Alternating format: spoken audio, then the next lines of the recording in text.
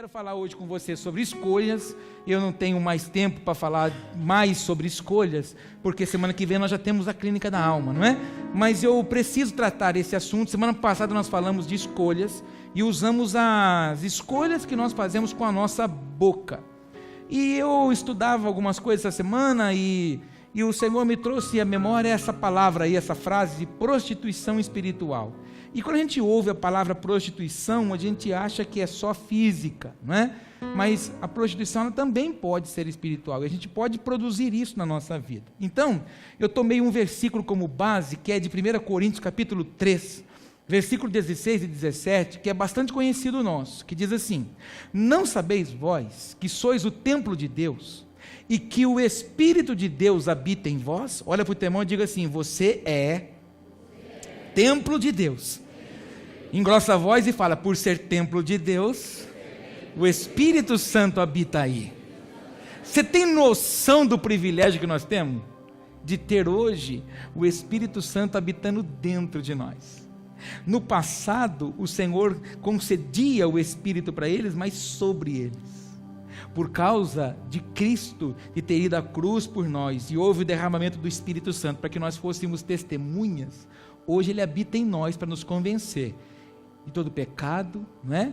E Ele é aquele que vai nos fortalecer no dia da nossa fraqueza, é aquele que vai nos animar, nos encorajar, vai trazer graça, vai trazer entendimento, vai nos auxiliar em todos os nossos momentos. Olha que bênção para nós hoje, termos o Espírito Santo habitando em nós, né? Então, o Paulo ainda escrevendo para o povo de Corinto diz assim, no versículo 17: porém, se alguém destruir o templo de Deus, olha, quando eu leio esse versículo, toda vez que eu leio ele, me assombra, porque ele não rodeia. Olha o que ele fala: aquele que destruir o templo, o corpo, pelo qual o Espírito habita, Deus o destruirá.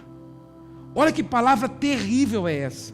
Se eu que tenho o Espírito Santo não preservar o corpo que ele habita, na verdade eu destruir esse corpo, eu não cuidar. Por que muitas pessoas falam assim: não precisa se cuidar, Deus sabe? Não, nós temos que cuidar da nossa saúde, porque a nossa saúde traz saúde para o corpo pelo qual o Espírito habita. Mas se nós não estivermos preocupados com isso, destruirmos esse corpo, Deus o destruirá, porque o templo de Deus que sois vós é santo. Então por isso que se aprendeu aqui que a minha vida e a sua não é uma vida para agradar a nós, mas agradar a Deus. Nós não vivemos mais para satisfazer as nossas vontades, mas nós vivemos agora para viver os propósitos que Deus tem para mim. Diga para o teu irmão: você não vive mais para viver os seus caprichos. Fala: você vive agora para sonhar os propósitos de Deus. E propósito de Deus é muito difícil viver, não é fácil, porque Ele trabalha sacando de nós as nossas vontades. Ele começa a sacar de nós aquilo que nós gostamos muito. A gente tem essa mania de aprisionar aquilo que é nosso. Não, é meu. Por exemplo, quando você ganha chocolate e você não quer dar para ninguém, você esconde no lugar que ninguém sabe, porque é seu. Então aquilo ali é meu. A gente não gosta de se desprender. É muito difícil você ganhar um monte de coisa e falar assim: acabei de ganhar, pega aí. Não, normalmente você fala assim: pega esse menos esse, porque esse aqui tem mais recheio, esse é meu. Nós vivemos um tempo na nossa infância de muitas dificuldades. Os meus pais sofreram muito naquele período. A nossa juventude, a nossa adolescência não sabe o que é sofrimento, não sabe o que é dificuldade. Na verdade eles reclamam de muita coisa, mas não sabem o que é nada, não é? Na nossa casa, meu pai trazia do trabalho dele saco de plástico, de adubo, para fazer a proteção no dia de chuva, por causa da goteira. Então a parede, na verdade, que separava o nosso quarto do quarto dos meus pais, era o guarda-roupa, né? Moravam em casas com muita dificuldade, e era muito limitado as coisas. A gente não ia ao supermercado, e também não tinha supermercado como tinha hoje. Era o Turati, aqui na Quintina, no Bocaiúva, né? E era venda, não tinha esse monte de coisa. E as nossas mães, né, iam ao supermercado, elas não iam fazer compra, elas iam fazer despesa. Então elas compravam 25 quilos de arroz, né?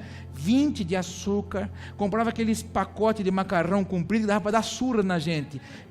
Os mais novos não sabem o que é isso, mas era de papel, um negócio desse tamanho, da Basilar, dava na cabeça de um, deitava o bicho no chão, de tão duro que era aquele negócio. Comprava aquilo, né, uns 30 quilos de feijão, e comprava farinha, né? Eu comprava essas coisas. E aí, no finzinho da despesa, então ela passava no corredor da bolacha. Aí ela comprava um pacote de bolacha Maria, aquela redonda que só Jesus na providência, depois de ficar uns 20 minutos na caneca de leite para amolecer aquela praga, não é? E aí ela pegava um pacotinho de choquito. E o choquito não era como hoje que você pega solto, era um pacotinho que vinha 4 choquitinhos.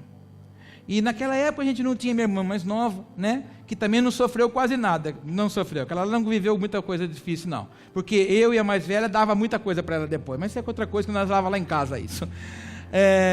Aí meu pai comprava, minha mãe comprava os 4 choquitinhos, aí ficava assim lá em casa, quando chegava a perua do mercado para entregar, era festa, uhul, né? A gente ficava louco para ver, enfim, né? Aí eu ficava fazendo para minha irmã, você vai comer o choquito quando? Quando você vai comer? Na hora que você comer. Vou esperar mais uns dias. Então depois de uns 10, 15 dias que minha mãe tinha feito despesa, a gente ia comer um choquito. Então era um choquito para mim, um choquito para ela, um choquito para o pai, um choquito para a mãe. Então não era aquele negócio, come lá, era regado o negócio. Então lá na nossa casa a gente tinha um sofá, e era aquele sofá que os braços de madeira que tem aquelas bolas. Sabe aquele sofá que tem aquelas bolas de madeira assim? Então a gente sentava, colocava as pernas por cima assim, e ficava lá assim, ó, comendo bolinha por bolinha. Aí você falava, quanto que você já comeu? Ela falava assim, Então a gente comia todas as bolinhas, e depois a gente, com o dente a gente, olha o que eu estou contando para você, gente. A gente arrancava todo o chocolate para ficar aquele miolinho mais gostosinho do choquito. Aí a gente vinha bem devagar. Irmãos, era uma loucura para ver quem demorava mais para comer o negócio. Hoje, você tem facilidade de tudo, mas na verdade você não tem essa facilidade para dar as coisas para as pessoas. Na verdade você gosta de prender para você aquilo que mais satisfaz para você. Igual o chocolate, estava falando. Você ganha uma caixa daquele, e você sabe o que tem de recheio, né, irmã? E aí tem aquele que você mais gosta, que é de paçoca, né? A trufa de paçoca. Você fala, pega mas menos essa aqui é minha, essa aqui você não pega. Aí você esconde, e ai daquele que pega o que é seu. Jesus amado, né? Então, eu quero que você entenda algumas coisas hoje aqui da palavra. Voltemos para cá, que chega de contar da minha vida. Pronto, vamos caminhar aqui. Aí tem um outro versículo, 1 Coríntios capítulo 6, versículo 12. Todas as coisas me são lícitas, mas nem todas as coisas convêm. Todas as coisas me são lícitas, mas eu não me deixarei dominar por nenhuma. Olha que texto fantástico. Então, quando nós falamos de escolhas, e aí as pessoas, quando se convertem a Cristo, elas procuram a gente para falar assim, viu, eu sou crente agora, mas pode tomar um golinho? Pode dar uma bebidinha de vez em quando? E outras coisas mais que as pessoas perguntam para nós se pode. Então a pessoa se converte, mas ela não se converte a Cristo para satisfazer a Cristo. Ela quer se converter, mas ainda ela quer praticar algumas coisas, e aí que ela quer encontrar em nós, ou encontrar alguma palavra, ou algum pregador que concorde com aquilo que ela quer. E o Paulo foi muito claro em dizer isso, para sanar todo tipo de dúvida que nós temos. Então você tem condições de fazer escolhas em todas as áreas da sua vida, está lá. Todas as coisas são lícitas, mas nem todas elas convêm. Então, tudo você pode fazer, mas isso que você quer fazer, convém? Depois o Paulo continua dizendo, olha, todas as coisas me são lícitas, mas eu não posso deixar que essas coisas que eu quero exerçam domínio sobre a minha vida. Então, você pode escolher um monte de coisa para a sua vida, mesmo sendo crente. Você pode escolher coisas certas e você pode escolher coisas erradas, mas você precisa entender que o perigo nosso é quando isso que você escolhe exerce um domínio sobre nós, e nós não podemos deixar com que isso nos domine. Então tome muito cuidado quando você quer muitas coisas, porque esse querer é muito da nossa carnalidade, da nossa naturalidade. Então aprenda a dominar isso. Não permita que esse querer de algumas coisas que você sabe que não agrade a Deus, mas que você quer encontrar algum fundamento para que você seja satisfeito. Entende o que eu estou falando ou não? É o grande problema nosso. Nós nos convertemos, nós mudamos de vida. Conversão é mudança de rota. Você caminhava aqui, agora você mudou a rota e você não quer mais viver aquela. Então não adianta querer viver essa com adaptações. Isso significa atalho. E atalho é um caminho perigoso para nós. Então não permita que você seja vencido por essas coisas que não agradam a Deus, porque nós sabemos aquilo que não agrada a Deus. Olha para o teu irmão e faz uma cara de gente boa e fala assim para ele: ó, você sabe o que agrada e o que não agrada. Mas o grande problema é que quando nós nos tornamos dominados por uma situação, isso muitas vezes torna-se muito difícil de sair. Facílimo para entrar, mas difícil para sair. Aí o Paulo, não muito satisfeito, o Paulo torna a falar com eles, mas agora no capítulo 10, no versículo 23, olha lá: todas as coisas me são lícitas, mas nem todas as coisas convêm. Todas as coisas me são lícitas, olha agora, mas nem todas as coisas edificam. Então aquilo que você escolhe para você, traz edificação em quê? Se não edifica, vai escolher para quê? Semana passada nós falamos da boca. Se não edifica, vai falar para quê? Se nós temos a capacidade e a opção de escolher o que pensar. Se vai edificar, glória a Deus. Se não vai edificar, por que pensar? Você e eu temos a possibilidade de escolher o que ver. Se não vai edificar, por que olhar? Eu e você temos a possibilidade de escolher o que vamos ouvir. Se não vai edificar, por que ouvir? E nós sabemos o que olhamos e agrada a Deus, e nós sabemos o que ouvimos e o que agrada e o que não agrada a Deus. Quando você pega aquele controle remoto, não gato, porque hoje não tem crente aqui, amém? Você não entendeu? Lá na sua casa não tem televisão gato. Na sua casa é tudo belezinha, porque só tem filho de Deus hoje aqui. Essa palavra inclusive não é para nós, é só para crente, amém?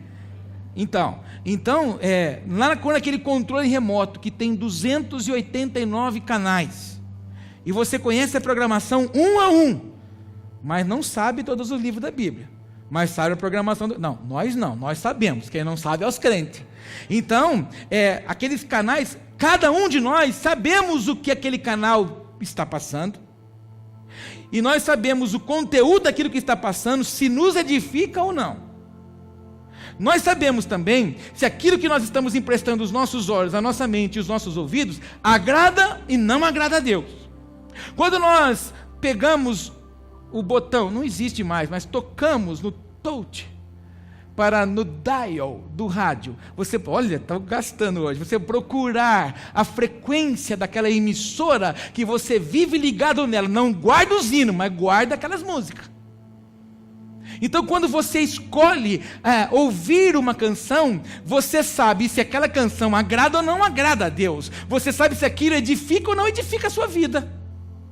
E nós sabemos hoje que a maior parte das músicas que são seculares não edificam a nós em nada, e não agradam a Deus em nada, porque elas só promovem coisas que não devem.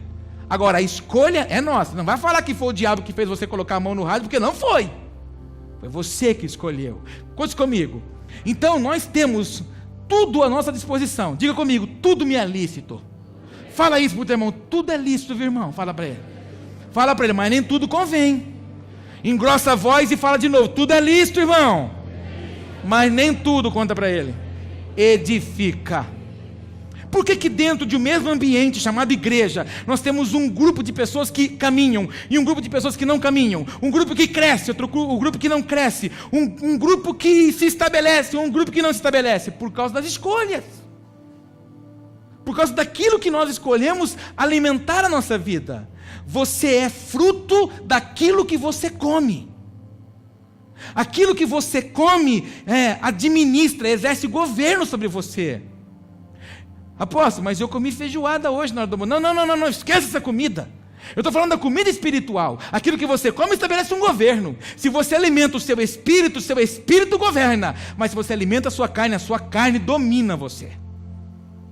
E não se esqueça, por que o judeu, quando ele vai orar, ele coloca o quipá, ele traz o talite sobre a sua vida? Por que ele se cobre? Por que ele se esconde? Ele se esconde aqui embaixo.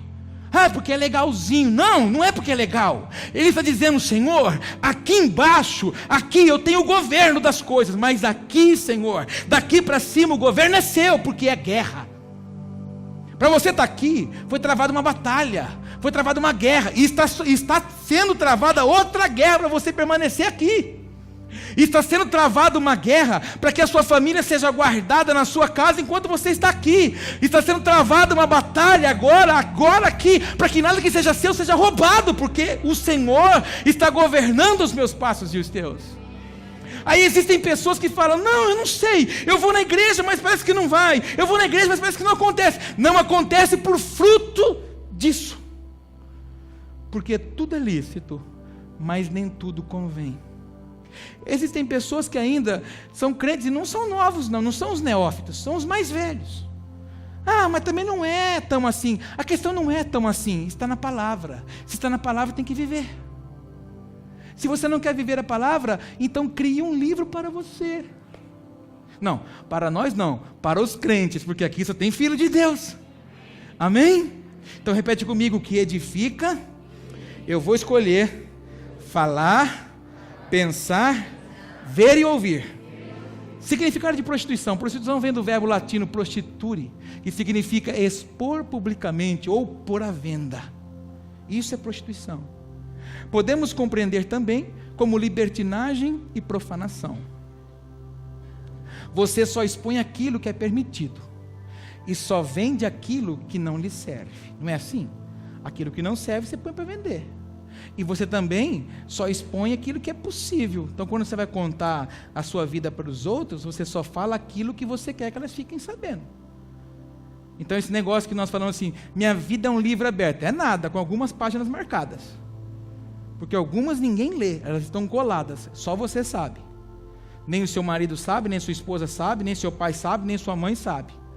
Uma vez, antes de me converter, eu trabalhava numa empresa e nós tínhamos que uma vez por mês fazer entrega do jornal de ofertas daquela empresa. Aí nós levávamos já uma roupa de guerra, acabava o expediente, a gente trocava de roupa e saía. E aí saímos, e quando acabamos de fazer a entrega dos negócios, o pessoal falou: vamos para o esquema, vamos tomar um negócio. E naquela época eu falei: vamos, mas lá em casa eu não mostrava para o meu pai que eu gostava de. Era uma página marcada que só eu sabia. E naquele dia, conversando lá, e o negócio vai e desce outra, vai e desce outra, e vai e desce outra. Nisso a hora foi passando, e eu estava de carro, e aí eu cheguei em casa, abri o portão, já estava vendo umas 4 grades, e aleluia. E aí pus o carro lá dentro, e cheguei lá, eu sempre tive a chave da sala da casa dos meus pais. E aí eu cheguei lá, e abri a porta. Glória! Fechei a porta, a fechadura parecia uma aranha, ela andava, filha da mãe.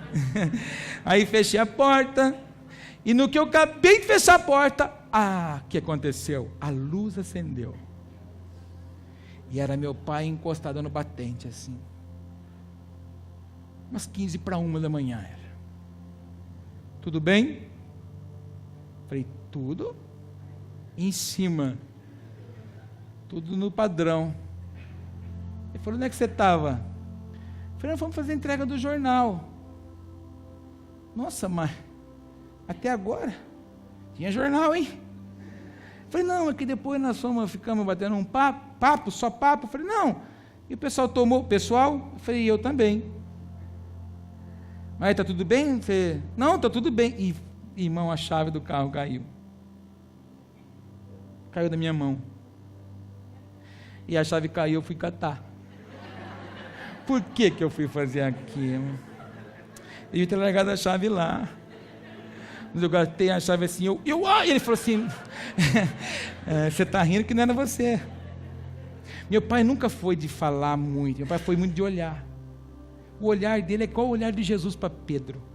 Quando Jesus olhou para o Pedro, eu falei, Jesus não precisou falar. O olhar de Jesus falou assim, ó, para ele, eu não falei que você ia me negar? O olhar de Jesus falou. Quando meu pai me olhou, eu falei, não, pai, não, tudo bem, beleza. Quando meu pai virou as costas, aquele foi o fim para mim. Então, eu sabia que eu estava fazendo errado. Eu sabia que, na verdade, eu não podia ter feito aquilo. E, na verdade, eu escondia deles, que eu tinha o hábito de tomar com os amigos. Então, a nossa vida, ela é muito assim. O Acã também tocou em algo que era anátema, amaldiçoado. Ele levou para dentro da tenda. E, por causa disso, Israel tomou um couro do menor exército da sua história. Por causa de alguém que havia colocado alguma coisa escondido ou desobedecido ao Senhor. E o Senhor disse, tem anátema, tem coisa errada no meio de vocês, mostra logo. Ninguém mostrou, até o ponto que o Senhor levanta e mostra a tenda dele, expõe. Então, a prostituição é algo que você, na verdade, pode expor publicamente aquilo que você quer. E, infelizmente, hoje, a prostituição ela está aberta em todas as áreas e, infelizmente, também na espiritual. E diz mais ainda, você só expõe aquilo que é permitido e você só vende aquilo que não lhe serve. Aquilo que eu aceito no meu corpo, eu posso estar corrompendo o Senhor. Então, aquilo que você aceita, aquilo que você permite, aquilo que você escolhe, você pode estar, sim, desagradando e corrompendo o Senhor para a sua vida. Mas você tem que tomar muito cuidado. Então, semana passada eu falei das escolhas da boca, e hoje eu quero tomar mais um minutinho do seu tempo para falar sobre isso. Romanos 6,13, nem tampouco apresentei os vossos membros ao pecado, por instrumentos de iniquidade, mas apresentai-vos a Deus como vivos dentre mortos. Ou seja, vocês estão vivendo no meio de uma podridão, mas vocês serão a diferença naqueles lugares que vocês forem colocados, amém?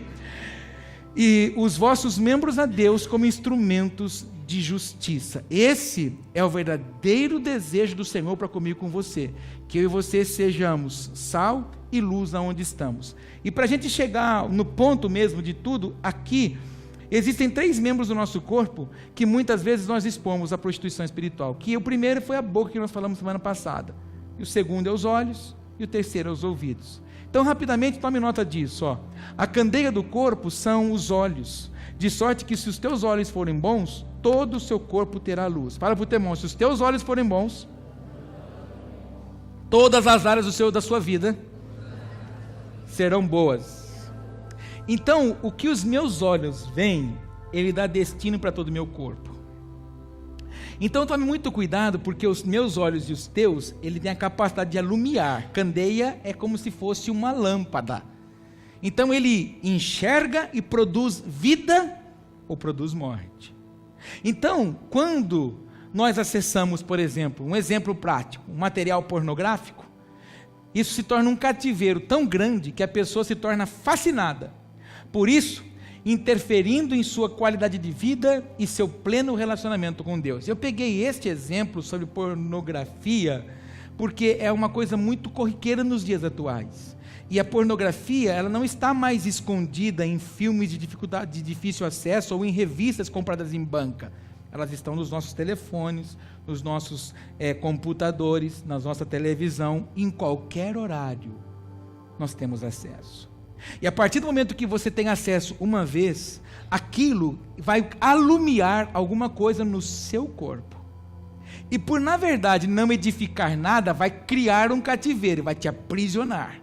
Então a pessoa não quer, mas a luz que foi acesa por causa daquilo que ela viu, vai levá-la de novo a acessar aquilo. E as pessoas se aprisionam e não saem dali mais. Torna um cativeiro, não vive mais, a ponto de ter dificuldade de viver um dia sem acessar o material pornográfico, por causa daquilo que os nossos olhos contemplaram. Então, por exemplo, é igual o homem quando está dirigindo o carro. O homem, ele é diferente da mulher. A mulher, ela é atraída pela palavra, ela é movida pelo elogio, pelas primeiras informações que ela recebe no seu dia. O homem não, ele é visual. né? O homem está andando na rua e se ele vê, e se ele não está curado, se ele não está restaurado, ele abaixa o óculos, ele está dirigindo assim, ele vai para o retrovisor, essa mania de querer olhar. A mulher, quando ainda não está curada nessa área de olhar a atração física de um homem, ela é capaz de, sem você perceber, medir o homem. A mulher é impressionante. Se você estiver perto da mulher, fala assim, você é impressionante, fala para ela. Ela olha para as pessoas, é igual a mulher. Quando ela vê uma mulher que está bem mais vestida que ela mede em cima, e ela tem o poder de aprovar ou reprovar de uma forma sutil e mansa. Agora o homem não, o homem denuncia. Mas isso é por quê? Isso é por causa daquilo que os nossos olhos são alimentados. Então nós temos que tomar muito cuidado com aquilo que os nossos olhos andam observando. Se você ainda luta com essa natureza carnal, com essa atração física, peça ao Senhor que te ajude, peça ao Senhor que transforme você e mova o poder dele no seu caráter, porque isso é deficiência de caráter. Isso não é simplesmente uma oração comum, não, é você que tem que permitir, porque é no caráter que tem que mudar. Porque tem pessoas que ela ainda está presa, ela não é capaz de viver sem olhar. Porque o Marcos, no capítulo 9, no versículo 47, diz assim: se o teu olho te escandaliza, lança fora. Porque é melhor para ti entrar no reino de Deus com um só olho, do que tendo os dois e serem lançados no fogo do inferno. Ou seja, muitas pessoas podem perder a salvação de desfrutar a eternidade com o Pai por causa do pecado dos teus olhos. E é uma escolha que você faz. Então não se esqueça, diariamente você luta com um ser terrível e poderoso. Você pode dizer isso comigo? Todos os dias eu luto com um ser terrível e poderoso. Como é que é o nome desse ser? Diga, eu. Isso, você luta com você todo dia. A maior luta nossa, primeira luta não é o diabo, a primeira luta é a nossa, porque o poder de escolha é nosso, não é do diabo. Se você não quiser, você não fala. Se você não quiser, você não olha. Se você não quiser, você não dá crédito, você não ouve. Se você não quiser, você não pensa. Mas se você quiser, você vê. E por querer ver, se aprofunda. Aí que entra o texto: um abismo chama outro abismo. Todos comigo? Repete comigo, preciso tomar cuidado com os meus olhos. Só para descontrair, porque eu percebi que ficou meio tenso, pergunta para o irmão do lado: para onde é que você anda olhando, hein? E o segundo, nós vamos falar dessa coisa linda que Deus nos deu: 2 ouvidos. Você já ouviu alguém falar assim? Não, ouviu falar não. Você conhece gente fofoqueira? Não tem isso no meio dos filhos de Deus, né? Dos crentes tem alguns, mas aqui não tem crente, né? Aqui só tem filho de Deus. Mas você conhece gente fofoqueira? Eu vou te contar uma coisa. Eu já contei aqui já, acho que você não estava. Fofoqueiro não é o que fala. Fofoqueiro é o que ouve, porque o que ouve é o que propaga. Então aquele que escuta o fofoqueiro se tornou pior do que ele. Nossa, apóstolo, escutei uma hoje. Fofoqueiro mor. Você é o cabeção da turma, porque agora você tem uma coisa a fazer: ou você propaga, ou você vai começar a olhar para aquela pessoa e dizer assim: meu Deus. Porque a pessoa que faz fofoca de alguém para você, ela faz de você também. Agora vai assim para você dormir com isso, ó. E se você ouve, é porque você gosta de fazer também. Porque se você e eu verdadeiramente somos filhos de Deus e alguém vem fazer fofoca de outro, você repreende na hora. Fala, irmão, que negócio é esse, rapaz? Eu me nego a ouvir isso em nome de Jesus. Eu não vou discutir. Pode criar inimizade entre nós, mas eu não vou ouvir calúnia de ninguém aqui. Se é verdade eu não sei, se é mentira eu não sei, mas eu não ouço. Mas o que a gente faz? Eu vou magoar o irmão. Então ouça, fofoqueiro. Aproveita e pergunta para esse irmão, você não anda ouvindo fofoca não, né, irmão? Olha lá como é que começava as cartas do Senhor para as igrejas do Apocalipse. Quem tem ouvidos, ouça os fofoqueiros, diz as igrejas, é isso? Por que nós estamos cada vez mais miseráveis do Espírito? Porque a gente está ouvindo o que não presta, e não estamos ouvindo o Espírito. Deus não vai falar no seu coração, Deus não vai falar no meu coração, Deus vai falar no nosso espírito, e nós não estamos ouvindo o Espírito porque nós estamos muito cheios de nós mesmos. Nós estamos correndo muito com as nossas coisas. Hoje mesmo, hoje 7h30 da manhã, eu e o Vitor viemos para cá trabalhar, e começamos a fazer algumas coisas aqui. Chegou uma hora que eu falei assim, chega agora eu paro de fazer o que é natural, para me prostrar naquilo que é espiritual. Porque se você fica ativo, fazendo o que é natural, você não tem tempo para aquilo que é espiritual. Pastor João chegou com o irmão que veio fazer manutenção no banheiro 11 horas, fui para casa, porque lá em casa hoje, quinta-feira, é dia de macarrão, e é meu que faço. Aí fui servir a mesa para eles, voltei para cá, mas aí eu disse, agora eu vou me prostrar sobre a palavra, debrucei sobre ela e fiquei, vamos lá, vamos agora ouvir o que o Espírito tem para nós hoje. Porque se a gente ficar só naquilo que é ativação, não, porque eu trabalho muito, eu também trabalho muito, mas se eu não me debruçar em ouvir o Espírito, nós vamos morrer todo mundo junto, porque aí eu vou pregar para você aquilo que a minha carne fala. Se eu for pregar o que a minha carne fala, eu estou cansado, irmão, pega as coisas e vou embora, porque nem vai ter culto hoje. Isso a minha carne está falando, mas o Espírito do Senhor não é isso que Ele está falando. Quantos entendem o que eu estou falando? Fala para o irmão, você está ouvindo o que, irmão? O Espírito ou a carne? Fala para ele. Apóstolo, mas também você não pode ser muito bravo assim, porque eu estou começando. Para começar bem, para não começar errado. Porque a nossa vida, queridos, muitas pessoas, elas pensam que é pelo começo que se mede. Eu conheço gente que já começou com gás total, mas hoje não tem mais gás. E a sua vida não vai ser marcada por aquilo que você começou, vai ser por aquilo que você terminou. Mas se começar mal, termina mal. Você vai construir uma casa, começa a construir lá fora do prumo. Temos pedreiros aqui. Começa a produzir, começa a construir ela fora do prumo, fora do nível. Aí a hora que chove, inunda, transborda. Vai colocar uma roupa, o cabide está aqui, a roupa está socada na parede aqui, porque não tem nível. Ou se não, constrói sem coluna.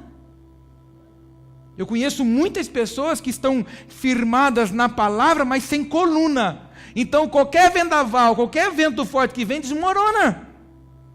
E eu sou apaixonado por algumas coisas, e eu me apego nisso, e recebe isso para a sua vida. O bambu me inspira por causa disso. Quando eu passo perto de uma toceira de bambu, eu paro e falo, meu Deus do céu, que coisa fantástica. Primeiro que ele ama viver em unidade, ele aprende a matar-se a si mesmo. Recebe isso. Que a gente não gosta muito, né? A gente gosta de gente gente como a gente. A gente não gosta de gente que não é como a gente. Se não falar como eu falo, não faz parte do meu grupo. A gente gosta assim, o bambu não, eu vivo em unidade. Gosta de, se é grosso, se é fino, se é amarelo, se é verde, não importa, está aqui, faz parte da minha torceira, está comigo. E antes de crescer para cima, ele cresce para baixo. Para quê? Vem o vendaval, ele, passou o vendaval, ele, que a raiz suportou, ele não arrancou no dia do vento forte. É mais, ele é oco, vazio de si mesmo para suportar o vendaval. Se você fica cheio de você mesmo, nas maiores dificuldades que vem, você racha, quebra no meio. Eu conheço um monte de gente que vive quebrado, porque ela não sabe se prostrar diante das adversidades, ela não sabe se prostrar diante das dificuldades que surgem diante dela. Ou você acha que a vida é só sombra, água fresca, Coca-Cola e pé de moça? Não, irmão, a vida é dura. As pessoas olham para nós e pensam que a gente acorda 10, meio-dia, 15 para 1. Às vezes a gente não faz nada. Todos os dias, inclusive hoje, feriado, 6 da manhã, café na mesa. Vamos, galera, tomar café. A gente começa cedo, irmão. Conhece um ditado popular que dizem por aí? O sol nasceu para todos, porém a sombra só para os esforçados. Então tem gente que olha para a vida das pessoas, ou você às vezes é medido assim, os seus parentes olham para a sua vida e falam, ai que vidão que tem, mas ele não sabe que o sol começa cedo para você, e aí quando você vai para a sombra eles começam a medir você. Mas isso não é motivo para você parar, pelo contrário, é para motivo para você se estabelecer, em nome de Jesus. Olha onde nós estamos indo, para acabar o culto agora. Todas as nossas ações são seguidas de escolhas, então, eu sou responsável por aquilo que eu escolho ouvir. Repete isso comigo, fala o seu nome, 1, 2, 3, sou responsável por aquilo que eu escolho ouvir. Irmãos, eu já contei para você 2.217 vezes. Hoje é 2.218. Nós estávamos para inaugurar essa igreja. Passou um servo de Deus aqui da cidade, olhou para esse prédio e disse assim: da mesma forma que começa grande, vai ser como o Titanic, afundará depressa. Se eu tivesse acreditado naquela palavra, tinha afundado. Mas o dia que essa palavra chegou aos meus ouvidos, eu disse o quê? Eu me nego a viver segundo esta palavra. Não foi isso que Deus me prometeu? O que Deus me prometeu? Eu pus uma porta aberta diante de você que ninguém pode fechar. É a palavra. Então eu tinha que viver pela palavra. Eu escolho ouvir. Quantas outras pessoas não falaram coisas acerca de mim, não falaram coisas, e pessoas não falam acerca de você, só que você escolhe o que você quer fazer com essa palavra. Se você plantar ela na sua terra, vai gerar alguma coisa. Mas se você falar, não, essa semente não tem origem na palavra, não foi a palavra que o Senhor falou acerca de mim, então eu não quero ela, joga fora. Joga fora. Irmão, todo gordinho, o sonho dele é ser magro. Se tiver alguém assim fofinho, fofinho não, se tiver alguém que é privilegiado como eu, fala amém. Não é, nosso desejo não é ser magro. Você passa na vitrine e vê aqueles, você fala, eu vou entrar num negócio desse. Nem que for uma perna, Senhor, vai entrar nesse negócio. Não é assim? A gente quer ser. E outro dia, irmãos, nós tiramos férias e nós estávamos assim andando assim num lugar, passou um menininho. O menininho olhou para mim e falou assim: nossa, que gordo!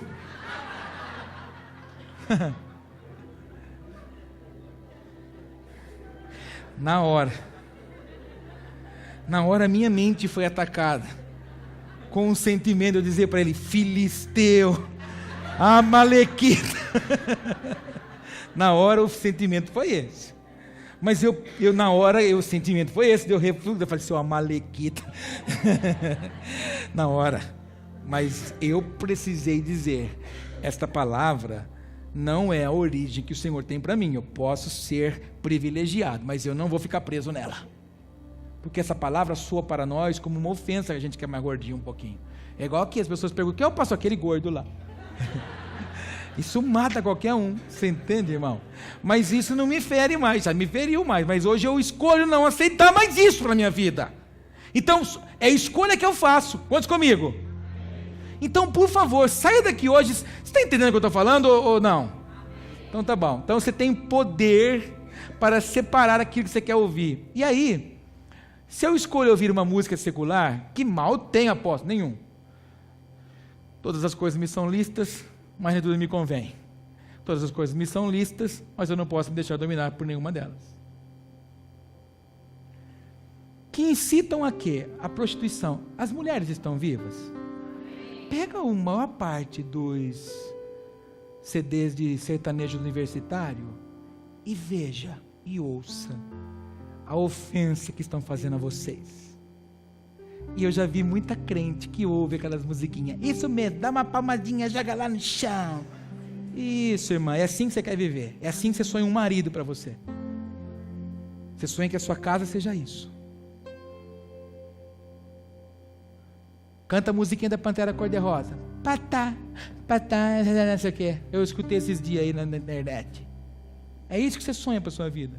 Nós temos aqui na igreja um irmão, ele é baterista profissional, ele é professor do meu filho, inclusive. Ele é chamado por estúdios para gravar, para pôr som de bateria em CD. Sabe o que ele fez? Ele tem uma filha pequena, que estuda aqui no Centro de Educação. Quando o estúdio dá a música na mão dele para ele gravar, se tiver ofensa, ele fala, eu não ponho meu talento, eu não ponho nessa música. Porque não é isso que eu quero um dia que minha filha ouça, não é isso que eu sonho para ela. Eu disse, yes! Se nós tivéssemos diversos assim. O problema é que para agradar, a gente vai se corrompendo. Quantos comigo? Aquilo que você não deseja viver, não traga para dentro da sua casa. Não traz. Trazem violência, trazem soberba, trazem ostentação, trazem traição, depressão e outras tantas coisas que expressam valores fora do padrão que o quê? Agrada a Deus. Isso está ligado ao quê? Ao meu caráter. Então, o texto de Romanos 8, versos 7 e 8, para a gente encerrar o culto, diz assim, porque a inclinação da carne é o quê? Inimizade contra Deus. Todas as vezes que você cede a sua carne para os desejos carnais que não agradam a Deus, gera uma inimizade contra Ele. É como se você realizasse alguma coisa e Ele dissesse, meu Deus, eles escolheram aquilo e não a mim. Esse é o sentimento. Pois não é sujeita à lei de Deus, nem em verdade o pode ser. Portanto, os que estão na carne não podem agradar a Deus. Diga comigo, carne. Fala que nem jovens, carne não agrada a Deus. Onde você anda? Na carne ou no espírito? E aí, leva isso para casa, toma nota. Escreve e põe lá no espelhinho do seu banheiro. E tudo que eu preguei, se você levar isso aqui embora agora, está ótimo. Isso aqui é a pregação. Não esqueça isso. A nossa boca, os nossos olhos, os nossos ouvidos, ele tem o poder disso, ó, paralisar o nosso corpo, adoecer a nossa alma e esfriar o nosso espírito. Tem pessoas que estão nos cultos, às vezes, elas estão cantando o Senhor, estão falando para Ele que Ele é Yeshua, que Ele vem, falando que Ele é o amado, mas ela está assim. Ela está com o espírito frio, porque ela está com uma alma totalmente adoecida, ela está com o corpo totalmente paralisado, por causa daquilo que ela tem se alimentado. Não atrele as fraquezas e as dificuldades, a igreja é um líder. Primeiro, observe-se a si mesmo, que você tem vigiado e colocado sobre sua vida. Essas duas ministrações sobre escolhas, eu entendi que eu tinha que falar sobre elas, para que aqueles que vão dar um passo semana que vem na Clínica da Alma saibam que a Clínica da Alma não é uma mágica, não é uma varinha que é dada na sua mão e vai tocar na sua cabeça e tudo se resolveu. Não. A Clínica da Alma são mecanismos que você vai receber para você detectar e você fazer uma escolha. E viver para Cristo é uma escolha diária, é uma renúncia diária que Ele deixou escrito. Se você quiser seguir a mim, tome a sua cruz todos os dias e segue-me. Não uma vez só. Você acordou, você tem que pegar ela. Ai, é castigo, é preso. Não, é renúncia. Ai, que vontade de ir, mas eu não posso porque não agrada a Deus. Ai, que vontade, se eu pudesse eu pegava para o pescoço, mas não agrada a Deus, porque eu não sou mais criatura, eu agora sou filho. Eu não ando mais agora na força do meu braço, eu ando agora no governo do Espírito. Então as minhas atitudes são a expressão pura do Espírito de Deus em mim. Então as minhas atitudes expressam quem? O Espírito de Deus ou a velha criatura? Para deixar esse irmão bastante preocupado, para a gente orar, fala para ele, as suas atitudes estão expressando a velha criatura ou o Espírito de Deus? Repete comigo: paralisar o corpo, adoecer a alma e esfriar o espírito. Esse daqui é o maior projeto do diabo, que você viva assim dentro da igreja. Ele não quer tirar ninguém da igreja, ele quer que as pessoas venham para a igreja assim, porque aí ele fala, bate e fica, bate e fica, bate e fica. Elas entram e saem, entram e saem e continuam do mesmo jeito. Se depender de mim, isso não vai acontecer aqui. Porque nós vamos viver em novidade de vida todo dia, em nome de Jesus. Vamos fazer isso agora? Fiquemos em pé. Vim para adorar-te.